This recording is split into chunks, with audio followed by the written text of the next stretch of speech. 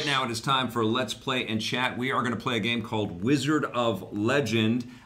This is published by the Humble Bundle folks, I think. They reached out to me and sent me a code for this. And one of my friends who used to be part of the Destructoid family, and he's worked in games journalism for a while, but he's also been a composer and a musician for a very long time. Dale North actually did the music for this. I'm sure you turned all the music off, though, didn't you, Blake? Yes, I did. Okay, all right. So we're not going to hear the music, but we're going to see this really cool game that I've been having a blast with. It's I believe I didn't read the info on it, but from what I've picked up from my limited playtime, I believe this is like a roguelike where the dungeons all change, and you play and so you get as far as you can, and then you die, and then if you die, you got to start over again from scratch, kind of thing.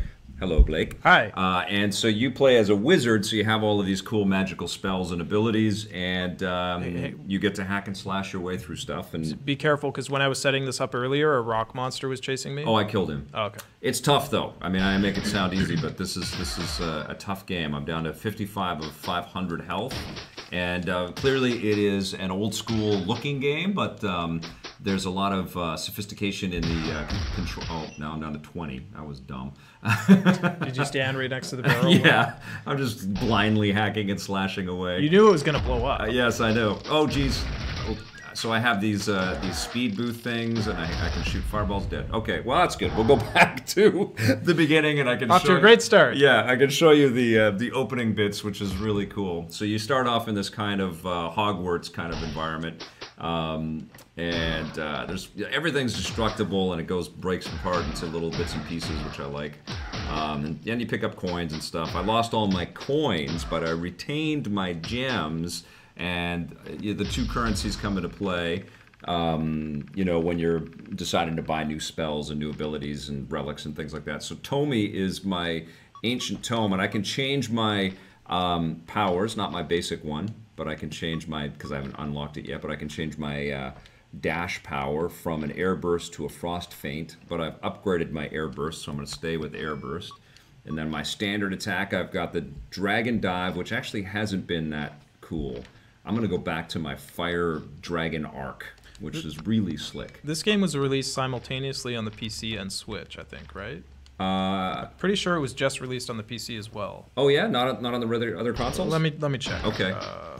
I think it's everywhere, but it's done really well. Like, people are, it's done very well on Steam. I see Dale's one of my Facebook friends, so I see him just flipping out, and his soundtrack's available for sale too, and it's been selling, and he's been doing very well. This has given him a nice boost, because he essentially quit his career in sort of covering video games to pursue his dream of being a composer in the video game industry.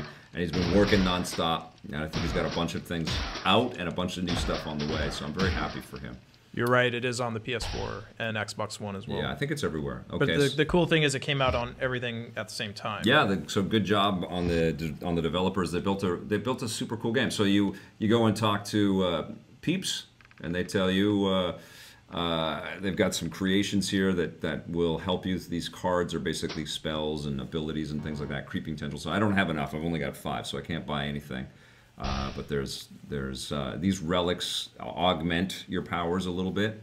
Is this town the hub This area? is, I don't know exactly where I am. I feel like I'm in like the castle area before I shoot to the dungeon. Okay. And so you can go and have little conversations with people. You can change your outfits. Of course, it's a roguelike, so everything's randomly crafted for you every time, but you can accumulate some wealth and then use it to spend before you go off and try your luck again. So I haven't gotten too far.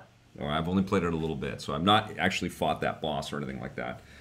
Is that the whole game right there? Probably. Yeah. Yeah, but the dungeons are quite large, and this is a tough game, as you will see. Hey Vic, excited about E3 at EXP. See you on Monday. That's from Warco 8. Warco, can't wait, man. This is going to be amazing. Yeah. What's really cool, I mean, I wish we could be in other cities. And, you know, I hear from people saying, why aren't you in Toronto? And I wish we could do that. Maybe next year we do something like that. If you live in Toronto and want to put us up for a couple nights, if you got a big spare bedroom, that'd be great. You know what we need is we need a sponsor that gets what Electric Playground is, can do, and will be, and says, look, we want you here. We want you at our event here. And So then I'll be there. Yeah, and then we will do stuff like that. You know, I am big on this idea of doing our content with people. I've done a little bit of that with Vancouver Film School, and I've loved it. And I feel it's kind of like the next evolutionary step for what we're doing. Just like EP Live really feels like a distillation of a lot of things learned, you know? This game is called Wizard of Legend. Yes. And I know it looks like a lot of games, but it's truly cool. How does it feel in your Feels hand when you play great. it? Yeah, it feels great. The controls are very solid and very fluid. It's very violent and fast for a cutesy thing like this, you know? But look, I'm getting my ass kicked already. I feel like most 8-bit retro-looking games nowadays are harder than average. You know what I mean? Like, 'cause they're always like Super Meat Boy. And Well, this is the Powerful. roguelike, yes, and Celeste. They're and stuff always like like indie games that are really punishingly hard. Yeah, and that's on Cuphead, purpose. another one. It's I think it's a question of you know, not designing the thing too large, but designing it to challenge you over and over again. You know, not crafting levels forever and ever. Oh, one thing we should say, EXP Bar, where we're hosting EP next week. Yep. Or next weekend. This weekend. This weekend. Yes. It's if you're in the Vancouver area, it's right next to a SkyTrain station. There, that's good. So it's very easy to get to. Oh, I'm Right? dead. It's Oh, like no, it's like a 5-minute walk I from fell off the Stadium Chinatown SkyTrain station. Yeah, it's right on Pender Street.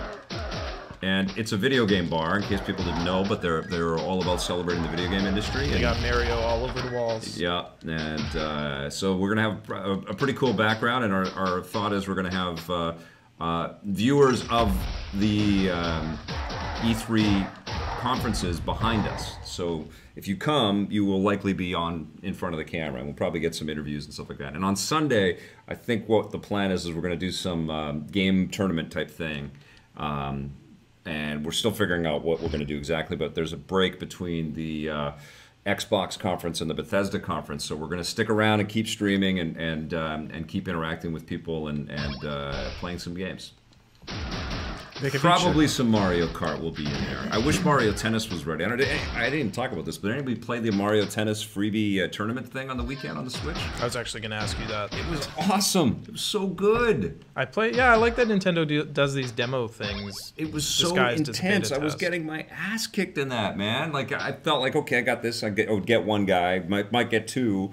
And then the third, I'm like, oh my god, how does this guy know all the moves already, you know? It's like that anytime you play any game online. Yeah. Who's this guy in the hoodie in the painting there on your wall? I don't know, he's a buddy. Buddy's destroyed it. One of the developers, maybe? I feel like there's homages to Harry Potter like crazy in this thing. Okay. I think, you know, that's just my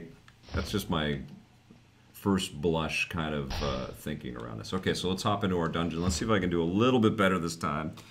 This is a game that does require your concentration and some twitchy skill. Timberwolf says, Blake, you can stay at my place in Ontario if I can stay at your place for this EPN event. Sure. I have a big couch. Jordan Cunningham says, oh my god, I got to see this EXP bar next time I come to Vancouver. Faramer is saying, so I may have missed this. When and where is the live reactions for E3 press conferences starting? It starts basically timed with every one of the conferences. EA on Saturday, and then Xbox and Bethesda on Sunday, and then on Monday it's Square, Ubisoft, and PlayStation. And then on Tuesday, Blake and I are hopping on a plane and going to Los Angeles for E3. So the only one we're going to miss is Nintendo. Yeah, we won't have any live reaction stuff on Nintendo. That'll be in our Tuesday rundown. I guess we'll talk about what's going on that way. As far as the EP live streams, we'll probably have we'll probably start and do a pre-show like 30 minutes before each of those press conferences start. And we're going to be at the EXP bar, if you're just tuning in. So we haven't said it 5 times already. EXP bar on Saturday, Sunday, and Monday, June 9th, 10th, 11th in Vancouver. Downtown Vancouver. Which is in Pender Street. Right near Gastown. Yes. And we've never done this before. We've never done like real meetups or anything like that. I did a meetup once when we were producing the Lab with Leo Laporte, but it was his meetup, and that was cool. But, I remember that. Yeah, but we haven't really done that. Of course, we've met people at Fan Expo and the cons and PAX and stuff like that. But We've never done one of these things, and it's exciting. It's going to be super cool. It's cool to go and make an actual EPN shirt, which I've posted some pictures of and stuff like that. But that's actually in production, and knock on wood, it will all be ready, and they'll be up for sale at the event. I have a question, Vic. Why is the official EP T-shirt not plaid? Maybe in the future we'll have a plaid one. It seems so inappropriate. Holy crap! This game does not take it easy on you. Farimer, is there a question? Is there a chance we're going to get a teaser for Horizon Zero Dawn 2? I think too soon. I think we'll get a teaser. You think? I think so. Yeah. I don't think there won't be any gameplay. It'll be a quick, like, too soon. Nothing but teaser. It came out more than a year ago, Vic. A teaser now for late 2019 as a release? I think that's not too soon. I would say that's a 2020 game, because it has to be... So that means we could get a teaser. And I think it's... I'm dead already. I think it's probably a PlayStation 5 game. I think that's the next game. But that doesn't mean we're not going to get a teaser, because we got teasers for games... True. Like, we got the first God of War teaser 2 years before it came out. Right. Yeah. Okay. I think we'll see an animated teaser. I mean, I'll be freaking, and you'll see my live reaction if they do that. I'll be like, oh my god! It's not going to be called Horizon Zero Dawn 2. It'll be called Horizon something else. New Horizon. It'll be called Horizon 2 Dawn. Over the horizon. Horizon Zero Afternoon. Afternoon. Just afternoon. Torrente. What is Torrente? Torrente is a terrible game based on an Italian pig cop. He just looks like a pig. Do I know this game? It was an old... it's based off of a movie franchise, and they made a PC game. And Tommy and I reviewed it, and for some of the game, I think it was the menu screen. I remember this game. I remember you guys reviewing this. Yes, we had to move I think it was Tommy and I that reviewed this thing. We had to move a cursor around, and it was a fly swatter, and there was a fly zipping around the screen. I think that's the way that that was the HUD, basically, or the user interface to get into the game. And that was the least annoying part of the game. It was pretty awful. It has a page on Crappy Games Wiki. Does it? Yeah. Look at that, man. I've got 13 gems. I can almost buy some stuff. Rolling. Yes. Just throwing out those gems. I'm rolling Making gems, it rain with gems. baby. Rolling. Question from Warco. Is Devolver doing an E3 presentation? Yes, they are. It's probably going to be another troll presentation. Yeah. It's not going to be like that. Those guys don't take it. Stop cheering, seriously. you're journalists. Yeah. Devolver, you know what? Have we talked about what Devolver does for E3? Because they never have space in actual E3. Well, I usually interview Mike Wilson at... So what they do is they rent out a parking lot across the street from E3. Yeah. And they have like barbecue and free booze. Yeah. Because Devolver wants to be like the cool kids. They are the cool kids. Yeah. They have such amazing taste. The people that choose the games that they publish. Yeah. They find incredible I just think it's titles. cute because it's like, we're the cool kids. Come have beer when you're done with nerdy E3. Yeah. Right. Yeah. I just think it's funny. They're the anti-corporate video game publisher. Yeah. They are up with people and sharing the wealth with the developers and stuff. I dig those guys, man. Tyler Fisher, will the E3 streams be uploaded later, or is it live only? No, we'll have. Oh yeah, it'll all be. It'll be archived. Yep. We got to give those copyright bots something to flag. Yeah. What sucks about those streams is that they all have licensed music in them like crazy, because that's the way they hype them up. So every one of those things gets a million flags. Yeah. usually. Last year we couldn't monetize any of them. Yeah. Because they all had like Star Wars music and whatnot. Not like the monetization brings in tons of money, but it does suck when you put work into these things and it's like, oh, okay, I guess we're not supposed to make any money on the amount of work that we just did there. That's why we err on the side of caution and usually take the music out of the games when we stream. Better safe than sorry. Yeah. Okay. So this one I only have 64, so I can't even buy anything anyways. But I think you can. Oh, I can. I can choose one. Let's talk to him. Choose wisely, my friend. These relics come at a certain price. Okay, so don't let your greed for power become your downfall. So my choices are an army of envy, overpriced insurance, horned halo. What do you think I should do? Well, what was the warning? Don't let. I did it. Oh shit. Overpriced insurance. Well, I was gonna give you good advice, Vic, but apparently you didn't need it. I didn't mean to. I was trying to hack something but it was also the choose this button. I have a question from Blair Farrell. Okay. Do you have any thoughts on the Square Enix Marvel game possibly being an Ultimate Alliance reboot? Oh, it won't be that. Yeah, no, it's going to be a third-person action, like pull out all the stops, try to compete with Arkham, kind of like the type of game that thing. Marvel should have been making for the last 10 years. Yeah, I mean. It won't be easy to build that because of the abilities of these characters, but yeah, I doubt very much it will be a top-down action RPG type thing. I think it's going to be epic. Crystal D is a developer that always kind of shoots for the fences, or when they build their titles technically.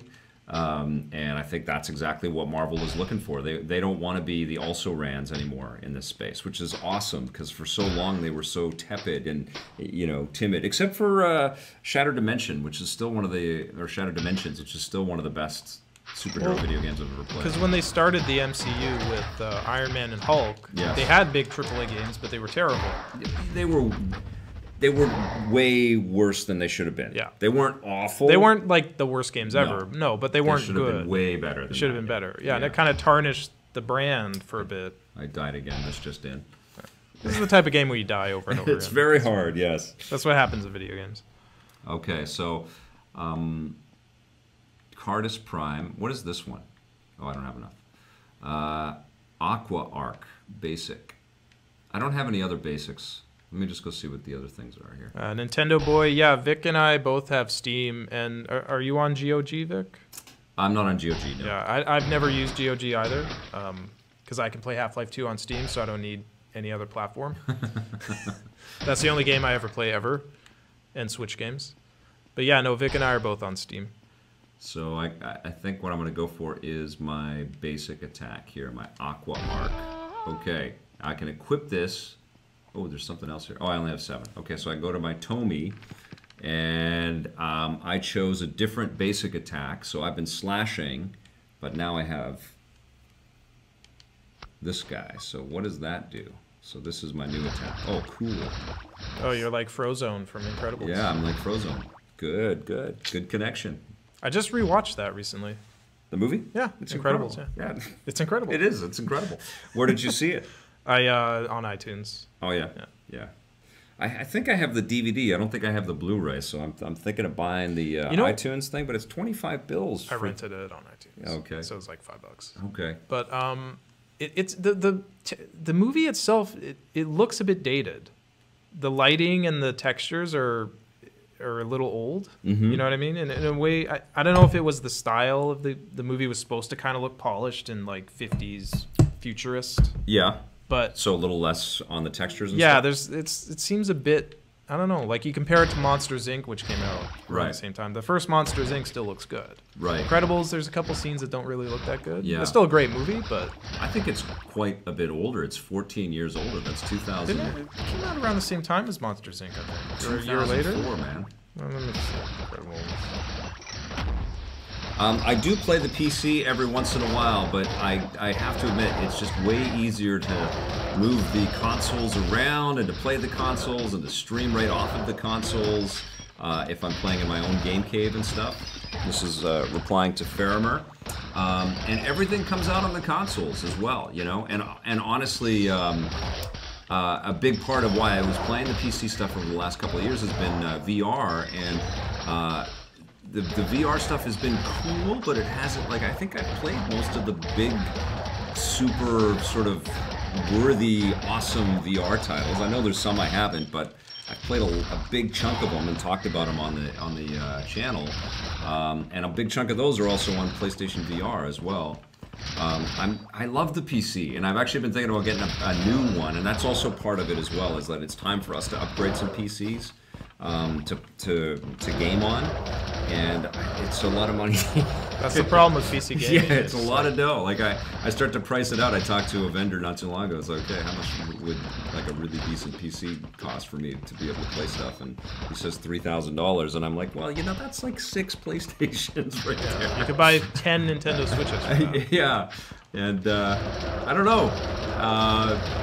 There is tons, and I do have a gaming PC. It's not awesome now. It's a few years old. How sad is that? You buy an awesome gaming PC and then a few years later, it's not awesome anymore. Yeah.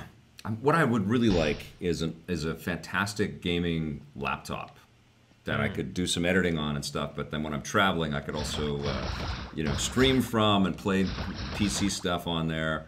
I feel like I'm not missing tons of PC games. I think the genre that I'm definitely not playing enough of is strategy stuff. I'd love to play more Total War and things like that. But I definitely have my plate pretty full with lots of games to talk about and review and play. I died. Johnny McFly wants to know if we're going to see gameplay from Death Stranding at E3. Yes. Yeah. I think we're getting an on-stage demo with... Kojima himself? Yeah. I think so. Yeah. He's going to play it. There's a Reddit leak of the whole PlayStation... Oh, is it really? Yeah, and I don't know if it's... So there's another E3 leak? Yeah. Why is there so many leaks with this E3, Vic? I don't know. This is like the year of the leak. I know, man. It's not just from one company either. It's like every company. It's like every other company's, well, I guess we've got to leak our stuff too. So I've got Increased Gold, my Glove of Midas artifact, so hopefully that helps. And then I've got this blue So you're like orb Goldfinger. Speeds me up. But you're like Goldfinger, you got the Midas touch. Let's see, let's find out. Comment, graphics cards are crazy expensive right now due to shortage. Yes, Mondo Blasto. Right there, like if I was to upgrade, I feel like it wouldn't just be like I'd buy a card. I'd want a whole new PC and I don't know. It just seems like a crazy big expense. To me, I can never. It's an expense I can never justify. Yeah. Right. Yeah, except that it all comes out in the game prices because the PC prices are way cheaper than the console game prices. Way cheaper. Like $10. No, and they all go on sale, and Steam has these massive sales and stuff like that. I mean, they have fully embraced digital distribution on the PC, and eventually the consoles will sort of correlate with that, but they're still dealing with the physical release of games and having not to alienate their brick and mortar partners and stuff, right? That's why everything's way more expensive on the PC. Okay. Now I will shut up and try to play. Tyler Fisher, I've never played Gary's mod for Half-Life. I'm too old for that shit. You're too old for that shit? I'm just kidding. What does that make me? Actually, no. I have played. I guess I played Day of Defeat, which is a Half-Life mod. Yeah. So yeah. I'm not a big PC gamer, even though I love Half-Life. I've never been a big PC gamer. Did you? Oh, this thing's crazy. I don't quite know what to do. It's a pinata. You gotta break it. I gotta break it, but a combo breaker. I have to kill him before he heals himself, and I think I have to be more powerful, is what it is, because he starts to heal himself, right? Like. Yeah. You see, he. What does he say? Blast me away with a strong. Yeah. It's nice that he's telling you how to defeat him. Yeah, I gotta kill him before he wakes up, basically. Read what he's saying. What is he saying? I think you gotta use a con to work quicker than. You'll have to work quicker than that. I think you have. Before though, he was saying something about a combo, so I think you gotta use your combos on him. Well, that's just pressing all my buttons. Is it? Yeah. There's no like fancy combo you can do I to don't like. think so. No. What happens if you smash that barrel with the balloons? $6. Oh, almost got him. Out of stars, you have to work with. Yeah, I can't do this. I tried this for like half an hour. All right, where do I go? Oh, this way. Does anyone else remember Sphinx and the Cursed Mummy? Oh yeah. What is that? I don't remember it. It was a Eurocom game on the original Xbox and PlayStation 2. I don't have enough dough. Always out of money. Haven is the game that I was thinking of too, where the guy had a goatee like mine, and Tommy always said, "Is that Vic on the box?" He was always making fun of that. But Sphinx and the Cursed Mummy, I can't remember what the characters were, but it was like obviously an ancient Egypt set platformer. It was fun. It was solid. I think. Did you play as a mummy in that game, or were you fighting a mummy? That's the cover there. Okay. Looks like you play. Looks like you're fighting a mummy. Okay. I never played this game. Never heard of it. Yeah, it was cool. It was a fun game. That seems worthy of a buried treasure mention. I have to kind of reboot that sucker up there. Corey Reed wants to know what your favorite game of 2018 is so far. God of War, by far. It's incredible. It's not only my favorite game, I think it's the best storytelling of 2018 so far. And that was one of my big complaints about Detroit Become Human. You know, I think a lot of people really love that game, and I don't mean to offend anybody if they do. I think it's great that people love it. But I just didn't find the story at all you know, big enough or exciting enough or revolutionary enough for me to, you know, give away all of my control, basically. You know, like you really are, they really take away the stuff that you can do. Well, they just never give it to you. So you feel very hemmed in on where you can walk and what you can interact with. And, that's every Quantic Dream game. Yeah, and the story didn't justify that amount of, you know, lack of control. It's like I applaud that they tried that, just like I said in my review, but when I compared it to the incredibly emotional and beautiful storytelling that was expertly performed in God of War, and all of the combat systems and the, you know, the awesome fidelity of the experience, it just didn't hold a candle to that, you know, and Detroit felt very pedestrian, you know, at the end of it. And I think it's because of another thing, and I brought this up in the review too, and I don't mean to be dogging Detroit because, you know, people do love the thing, but I have been inundated with cyberpunk, you know, with Blade Runner and Altered Carbon and Westworld and like, it's just been, there's been so many stories like that where they're humanizing the artificial intelligence around us. And it was just done with more elegance in other places. It's hard to be original when you're telling a story that's been told so many times. Yes, and Adrian is right. I didn't like the story bracket thing in Detroit. I didn't like it in my face. Just like when you and I streamed the demo. Yeah, you didn't like it there. And honestly, that scene is the best scene in the game. Is it really? Yeah, I think that scene is the most you become emotionally tied to the characters as you go, but I think the reason why that was chosen as the demo is that it is the most satisfying in isolation.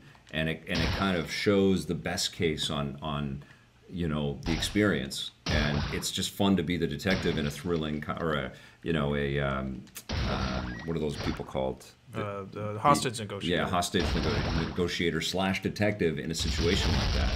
Uh-oh, this guy's coming. It's the Rock Monster. And you know, there's some really well performed stuff and beautifully animated stuff that equals that scene. But I don't think it ever is beaten, especially as a total experience. It's a great beginning.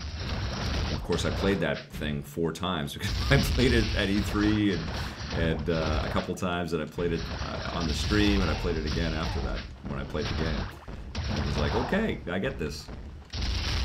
I have a question from Johnny McFly. Yeah. Since Square Enix is having their own press conference, do you think we'll see a new? Do you think we'll see a new Deus Ex game?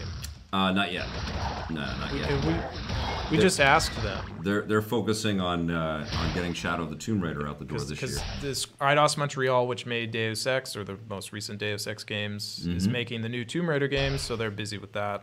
So yeah, we're not going to see a new Deus Ex. And when we interviewed them in Montreal last month or the month before, we asked them about that, and they said we're thinking about it, but it's... and honestly, if that's another game where you compare the storytelling and the augmentations, the artificial intelligence, that's a better game. Both of the Deus Ex games are better than Detroit. Yeah.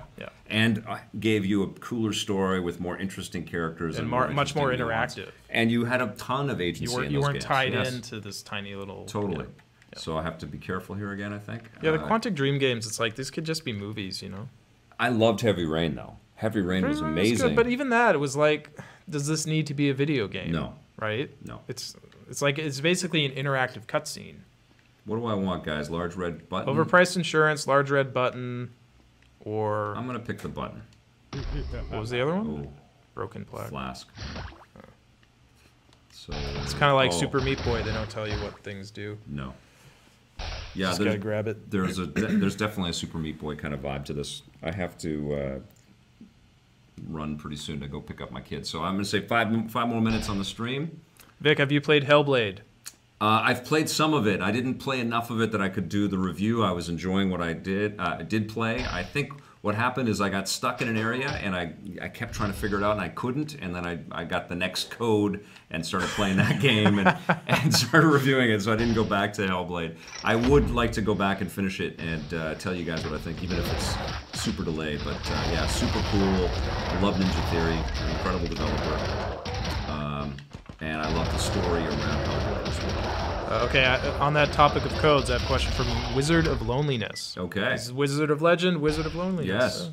Yes. Big question. Since the rise of YouTube reviews and handing out codes, does it feel like YouTube has become even more of an echo chamber, and then EPN is the only place talking about different kinds of games? You know what? I don't know. Like, I don't spend tons of time checking out what other people are doing. You've talked about this in broad strokes for the whole industry, though. Being an echo chamber, right? Yeah, I mean, I feel like the business should be doing as much as it can to humanize all of it, humanize the discussion and be inclusive, and you know, not just being focused on what the pack is doing. I think it's awesome for games like Fortnite and Minecraft to have these communities that, you know, will just watch endless hours of video content around those things, but that would drive me literally insane to just be playing one thing forever like that, which is clear because my career has been about many, many things and talking about all kinds of stuff. And I don't know, I think you just have to be kind of true to yourself. Whatever, you know, like if you're choosing to be a consumer or choosing to, you know, spend time watching whatever, or if you're making content, just believe in what you're doing, man, because you're going to be spending a lot of time with this stuff. And I tell this to producers all the time. It's like, do you really want to make this your job? Do you love this subject matter? Do you love these topics? Do you love what you're going to do so much that you're going to see your life tick away as you're doing it? Because that's the choice you make, you know? You could just choose to make money in lots of different ways, or choose to spend your money in lots of different ways, and your time in lots of different ways. And I think you just kind of have to believe in it. So that's always been my philosophy with EP, is just like do what I feel is right with it, you know? And that's also why I don't spend a lot of time kind of looking over my shoulder thinking about the way other people are doing stuff. Yeah, that's good. Yeah. Someone wants to know, what do you want from the new Splinter Cell game? That's another one of the worst kept secrets of E3 is that there's going to be a new Splinter I was Cell. a fan of the last couple of Splinter Cell games. I like the new guy that they hired. I know that it's going to be Ironside again. I love the Ironside games too. I just want I want to be surprised, you know? I want to be surprised, but I don't want to be shocked in a bad way about some of the choices. Like this happens too with game development, right? Like, I don't want there to be a Splinter Cell Battle Royale game. Can I say that?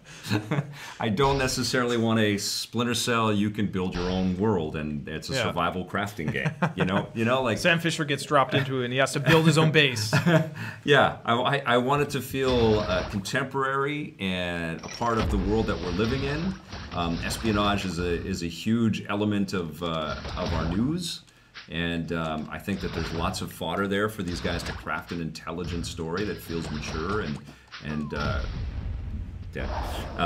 just feels fun and awesome. I think that's going to be it for the game stream for us today. But I love the Splinter Cell games. Those games blew me away. I was at UB Montreal when they revealed the very first one to the world, and they showed us, and I was like, oh my God, I can't believe these animations. I've been a fan. I've been a fan ever since.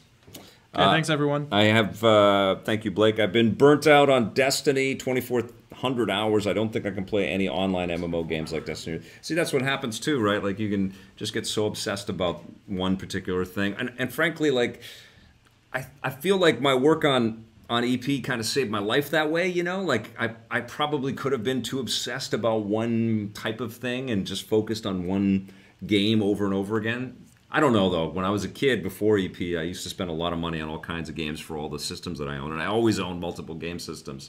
But I think it's healthy to it's totally cool to be obsessed about something and to get really good at something, but it's also healthy to diversify and to have lots of interests and to read get some screen time, go outside and go for a walk, watch a movie, watch a documentary, be entertained and educated about something. And then I think every one of those pieces, all I can say is what I've discovered for myself, but every one of those pieces, when you go to them, they get a little bit more enjoyable. And that's why I love doing this, guys. That's why I love talking with Ted from Pixar today, and reviewing the games and checking out the movies and TV shows and streaming some stuff and chatting with you. It's a real privilege. And we will definitely be back with more. We've got EP Live tomorrow, and we don't know what's in the show yet, but stay tuned. So please come back for that. We've got lots of other content for you to check out, so please do. And if you dig it, hit subscribe, that little bell, and if you're so inclined, that sponsorship button. Thanks for watching, everybody. And my new motto is play forever.